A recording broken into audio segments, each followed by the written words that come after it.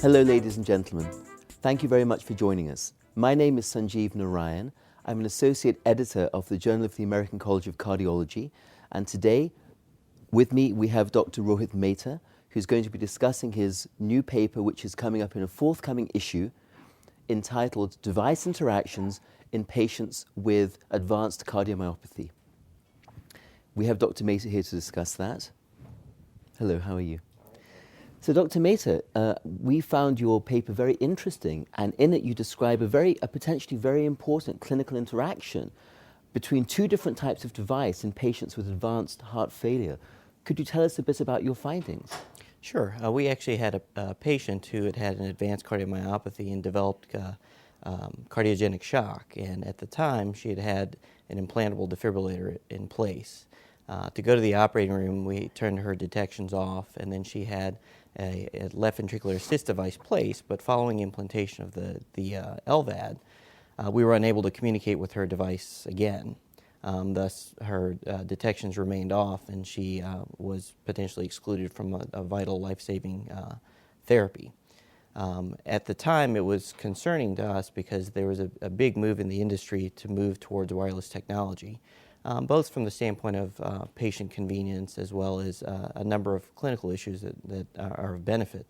And so we took it upon ourselves to really try to facilitate the nature of the interaction, because we felt it was something that it would only get worse in time with the different applications that were coming out. So basically you had a patient who already had an indicated ICD. Mm-hmm. The patient's clinical status got worse.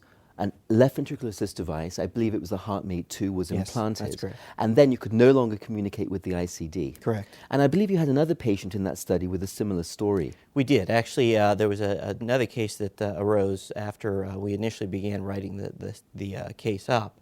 And it was a similar situation, a patient that had presented to our institution with an LED infarct, who was about 8 hours to 10 hours out from their infarction and had completed at that point in time.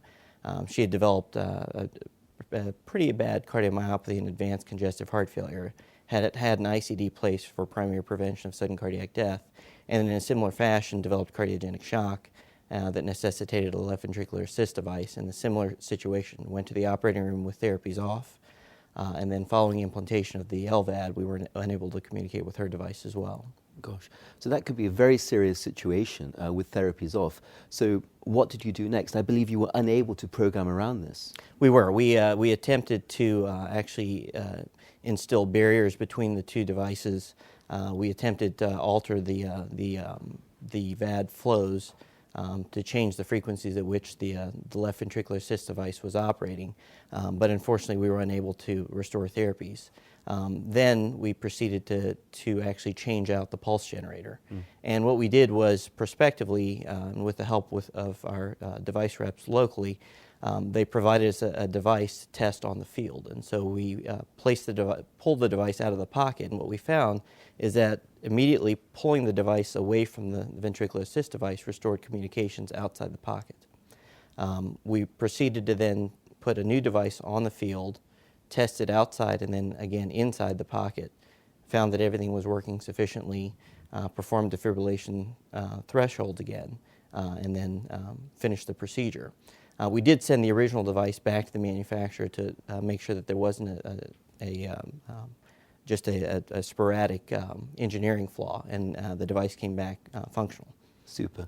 So the full details of what you think the interaction was are in your manuscript, which I think is outlined very well. But could you briefly describe whether you think it was the motor frequency or the telemetry frequency? What do you think was the culprit? Well, what we found in talking with the various technical support teams, the Thoratec HeartMate 2 actually has a 12-volt battery that supplies power to both the controller for the device as well as to the motor. And what we found is that in order to reduce the voltage to the motor, they have to utilize what they call a pulse width modulator.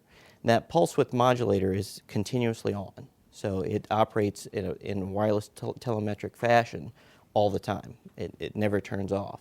And it operates at a frequency of about 7.2 kilohertz, which is very close in nature to the telemetry frequency of the implantable defibrillator that both the patients had. I see. And that was about 8 kilohertz. So this was not related to the rotational frequency of the device. Presumably it was spatial, and so could you have potentially got around that by moving the power supply further away, or theoretically could this be circumvented by having a right-sided implant, or would that not be far enough away? Well, interestingly enough, the first patient actually did have a right-sided implant. I see. But your point is very good in the fact that there are a number of anecdotes out there, and a few that have actually come into publication of methods to actually increase the distance between the two controllers. And in fact, one center actually used cast iron cookware as a shield between the two devices and was able to restore telemetry. We attempted that, but unfortunately in our patient's case, this wasn't successful. So you don't routinely prescribe that? Not routinely. Well, Dr. Mesa, thank you very much. It was a very thought-provoking article, and I'm sure our readers will enjoy reading that. Thank you very much. Thank you.